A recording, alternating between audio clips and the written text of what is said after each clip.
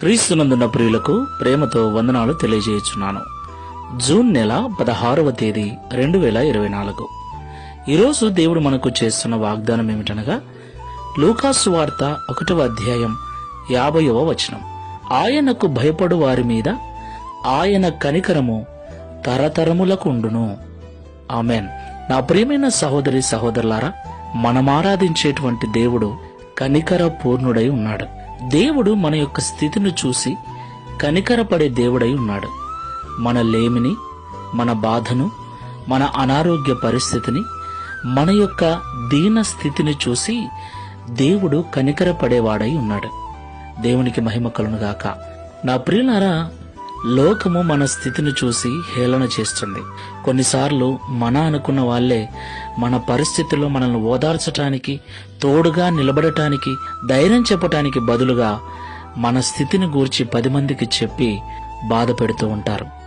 మనందరికీ తెలుసు యోబు యొక్క పరిస్థితి. ఓదార్చటానికి వచ్చిన స్నేహితులే నోటి మాటల చేత బాధించారు.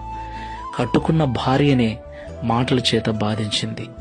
నా ప్రియులరా, అలాంటి దీన స్థితిని దేవుడు చూసి రెండంతల ఆశీర్వాదము చేత యోబు యొక్క యథార్థతను స్నేహితులతో పాటు భార్యకును లోకమంతటికి తెలిసే విధంగా దేవుడు ఆశీర్వదించాడు.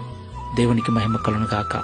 ఎందుకంటే యోబు దేవుని యందు భయభక్తులు కలిగి ఉన్నాడు కాబట్టి. దేవునికి మహిమ కలుగునుగాక. మనము కూడా దేవుని యందు భయభక్తులు కలిగి జీవించినట్లయితే దేవుని యొక్క కనికరము మనకు ఎల్లవేళలా తోడుగా ఉంటుంది. యోబు జీవితాన్ని ఆశీర్వదించినట్లుగా దేవుడు మన జీవితాన్ని కూడా ఆశీర్వదిస్తాడు. ప్రార్థన చేసుకుందాం. ప్రేమ స్వరూపుడా, కనికర పూర్ణుడవైన యేసయ్యా, మీకు స్తోత్రాలు. నీ యందు భయభక్తులు గల వారి మీద నీ కనికరము తరతరములకు ఉంటుందని ఈ ఉదయకాల సమయంలో మాతో మాట్లాడారు. అవును తండ్రి, అన్నీ బాగున్నప్పుడు అందరూ ఎక్కడ లేని ప్రేమను చూపిస్తున్నారు.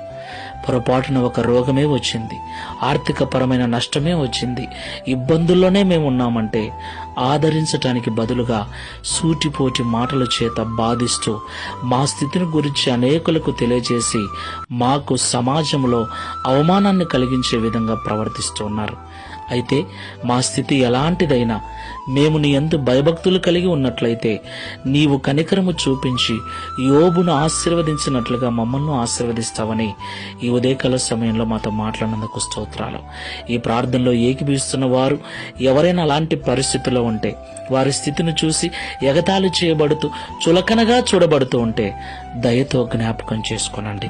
వారికి నీ యందు భయభక్తులు నేర్పించి నీ కనికరమును వారి మీద చూపించి వారి స్థితిని మార్చి సమాజంలో ఉన్నతమైన స్థానంలో నిలబెట్టుమని, తద్వారా ఈ దిన వాగ్దానము మా అందరి జీవితంలో నెరవేర్చి మీ నామమును మహిమపరుచుకునమని యేసు నామములో ప్రార్థిస్తున్నాము తండ్రి. Amen. Praise the Lord. God bless you.